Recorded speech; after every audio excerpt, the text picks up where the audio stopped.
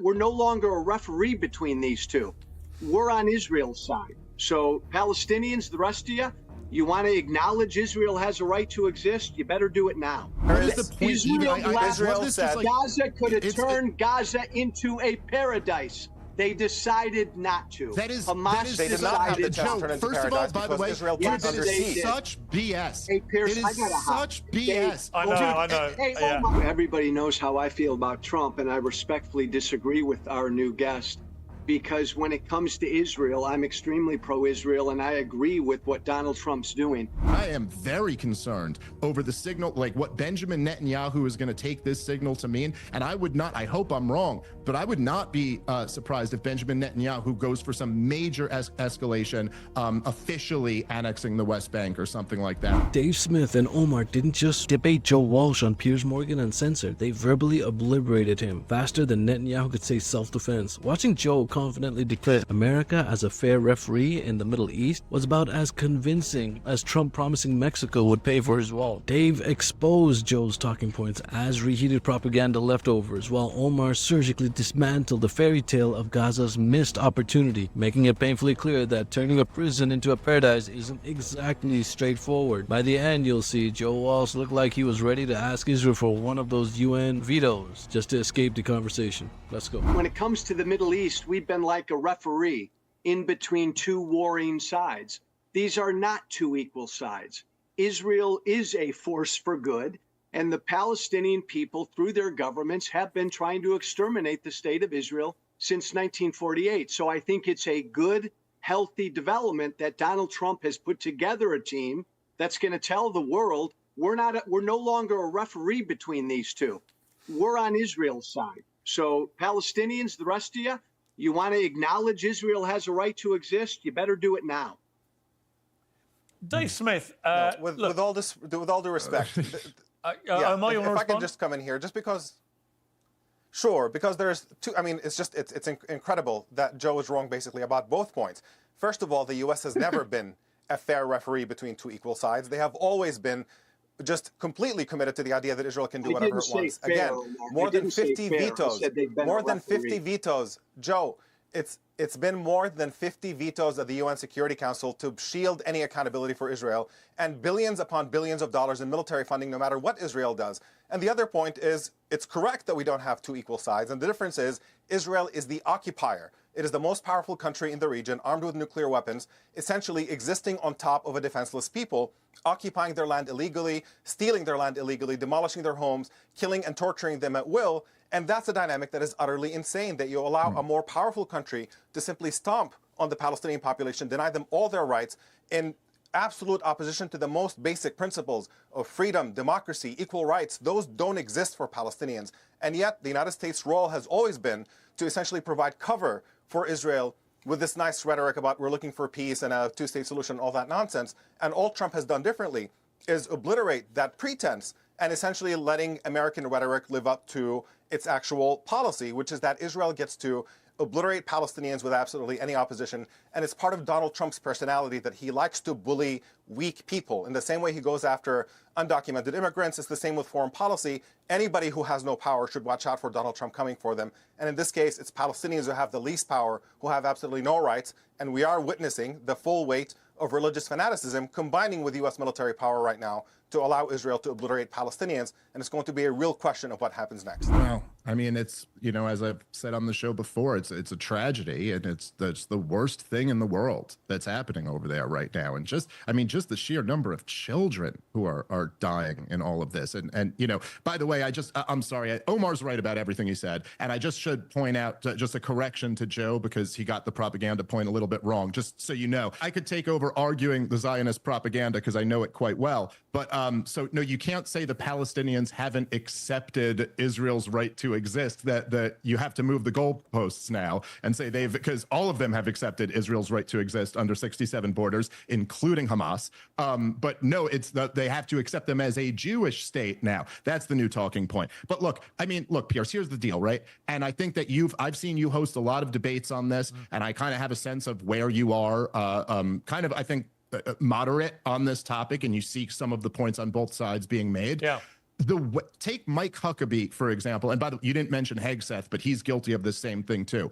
The religious fanaticism, the way they speak about this conflict, if anyone in a first world civilized society spoke about any other policy this way, we would all rightfully be appalled. I mean, Huckabee, and I understand it's not the most consequential position, but the fact that the symbol of making this guy the ambassador, that he says, essentially, there's no such thing as a Palestinian. There's no such thing as a settlement. There's no such thing as an occupation because God gave all this land to Israel. And so these people there just have no rights. And that's that. Now, if anybody in a sane, civilized world spoke this way about any group of people, we would immediately recognize you as a dangerous loon who should be nowhere near power. We simply do not make political calculations this way in any other area of life. I mean, even the pro-life movement has to make an actual argument over why abortion is murder or why abortion is wrong. They don't just get to say, God says so, it's in my holy book.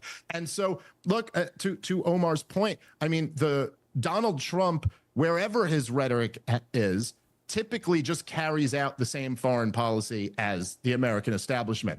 Israel really is the unique difference where he's shown in his first term that he's actually willing to go further. And I am very concerned over the signal, like what Benjamin Netanyahu is going to take this signal to mean. And I hope I'm wrong, but I would not be surprised if Benjamin Netanyahu goes for some major escalation, officially annexing the West Bank or something like that. I mean, it's not as if it hasn't already been annexed. I mean, I'll come to Joe on that. But, you see Smodrich, who's the far-right finance minister, saying on Monday he hoped Israel would extend sovereignty into the occupied West Bank in 2025 and would push the government to engage the incoming Trump administration to gain Washington's support. I mean, I think what's been going on with the aggressive expansion of settlements during the last year, I think that has been an indisputable war crime, frankly.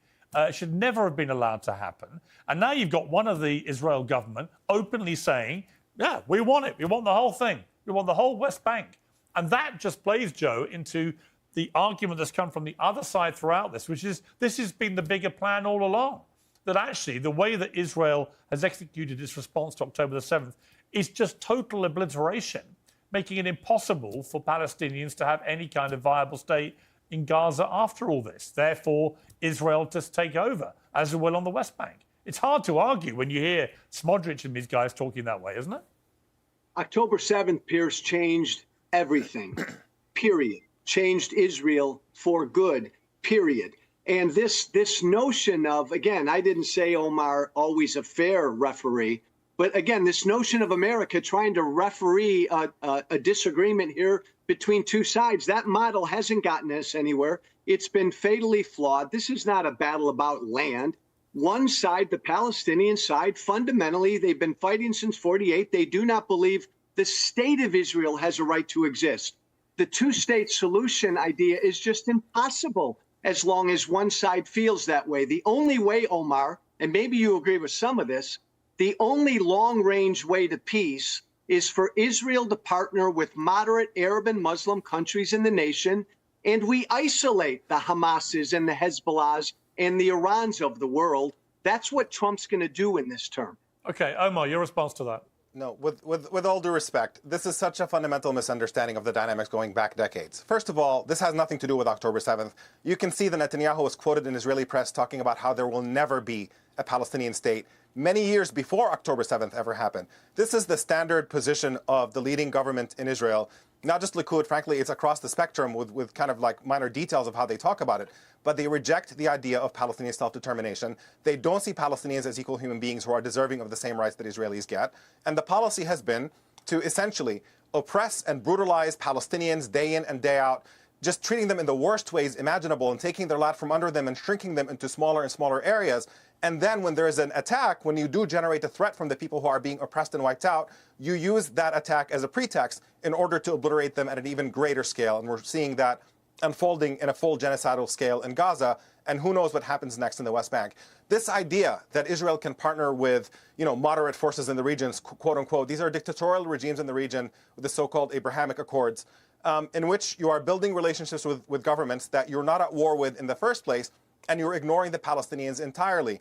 The easy way to achieve any kind of peace is to start with a fundamental responsibility on Israel to end its occupation, because that occupation is illegal. Whether you have a partner or not, it does not matter. You don't have the right to take over somebody else's land and build your country on top of it.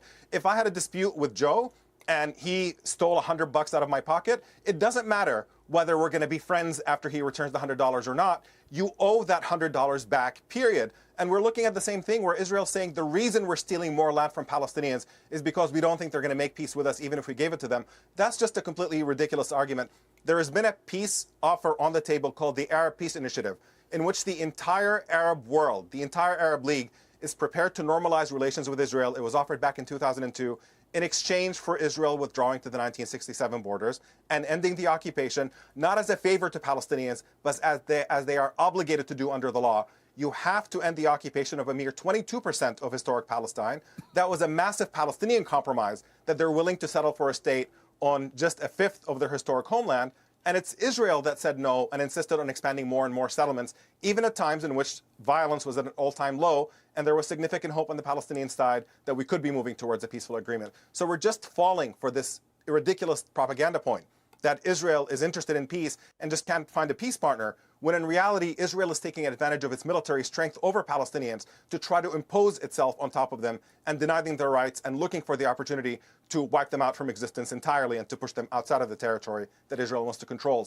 That's the fundamental dynamic, and American support for it is the only reason why it's even possible. No, I mean, he funded, or indirectly, but facilitated funds and propped up Hamas for many years, specifically with the goal of undermining the ability of a two-state solution. And by the way, if you read through like some of the quotes from Israeli leaders on this, part of the reason why he did that was also to kind of suppress the liberal Israelis who favored a two-state solution. And so if you had Hamas in power in Gaza, then you could look to the liberal Israelis and say, hey, we have no partner for peace, and to your point, it's like, this is kind of the nature of the conflict, right? Is that there's this rally around the flag effect on both sides, right? So after October 7th, then this war becomes more popular with the Israeli people. And then as this war goes on, Hamas becomes more popular with the people in Gaza, because everybody's always looking for somebody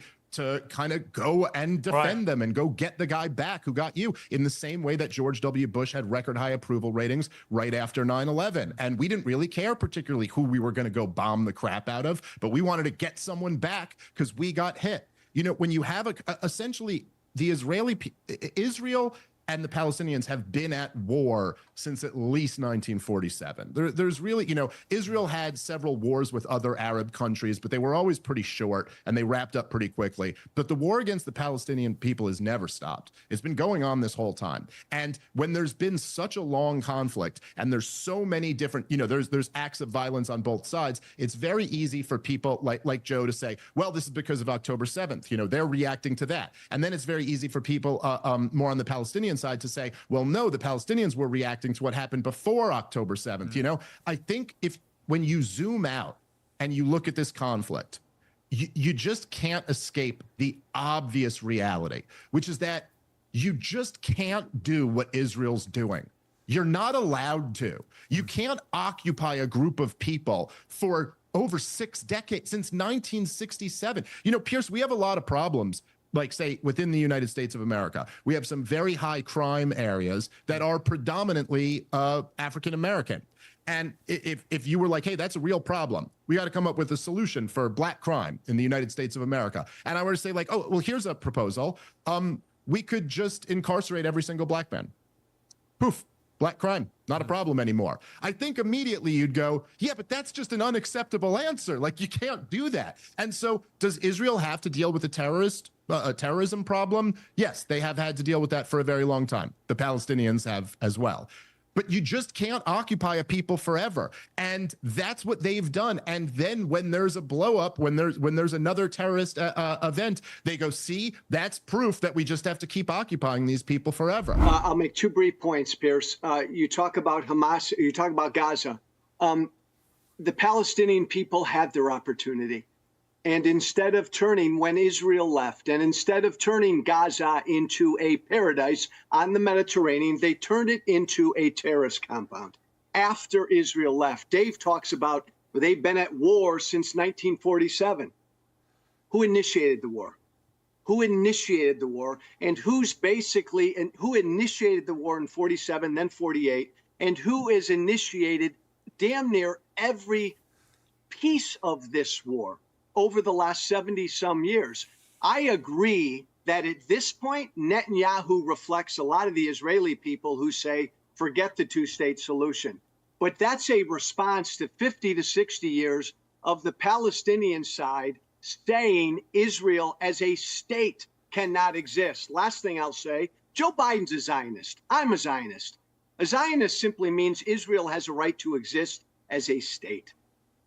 All right, Omar, final word to you. Sure. Look, first of all, the idea that Palestinians were given any opportunity in Gaza is simply a lie. From the second that Israel left Gaza, they put it under siege, and they tightened that siege after Hamas won the elections in Gaza. They were not allowed to have an airport because they voted the wrong way. They're not allowed to have a seaport. They can't trade with the outside world. The economy is in shambles. And if you want to question that moral objectivity on this, just reverse it. Right? Yeah. When Netanyahu, Joe, when Netanyahu wins elections in Israel, do you think Palestinians have the right to put the entire Israeli population under siege and to shut down their airport and their seaports and saying you voted for the wrong way for an extremist who is anti-Palestinian and therefore you can't live? Omar, what could Hamas have done once they assumed control way back when in Gaza? What should they have done, Omar? Hamas. What do you mean, what should they have done? When Israel left and Hamas, what should Israel have done? That is the question. And Hamas is voted into power back in 2007. What should Hamas have done these last 17 years? Yes. Israel made an offer when Hamas came into power. Israel said, we're going to besiege you and suffocate you until Hamas meets the following three conditions. Israel. What should renounce all violence, even though Israel does not renounce any violence. And then they said, and then what should Hamas have done? I'm trying to answer your question if you would listen. Israel said, Hamas did not have a chance to do anything. They came into power and Israel immediately put a siege on them and said that we're not going to lift that siege. We were not going to live that. They did not leave. That's a lie. When you leave the inside of Gaza and then you immediately put it under siege and you block anything from going in and out, that's not leaving a place alone. That is you controlling a people through a different method. Joe, I have to be able to finish the sentence. I'm trying to explain to you a dynamic that you misunderstand. What is the point? Israel said Gaza could have turned Gaza into a paradise. They decided not to. They did not have the chance to turn into paradise because Israel put it under siege. Such BS. Dave Smith and Omar didn't just win this debate. They nuked Joe Walsh's talking points harder than Israel, flattening Gaza's infrastructure. Dave was spot on, highlighting America's decades-long role not as a neutral referee, but as Israel's personal cheerleader, complete with unlimited veto coupons at the UN. He also nailed the hypocrisy of demanding Palestinians accept condition Israel itself never honors. Omar, meanwhile, brilliantly shredded Walsh's fantasy that Gaza should and could magically become a Mediterranean paradise under siege, making it painfully clear you can't exactly host pool parties when your seaports and airports are locked tighter than Trump's tax returns. Joe Walsh's double standards was glaring. He condemned Palestinian violence but conveniently overlooked Israel's daily brutality, proving his moral compass needs recalibration urgently. But hey, if you're tired of politicians serving reheated propaganda disguised as balanced analysis, subscribe now and hit that bell, because real talk like this needs your support to cut through the mainstream noise. Catch you next time.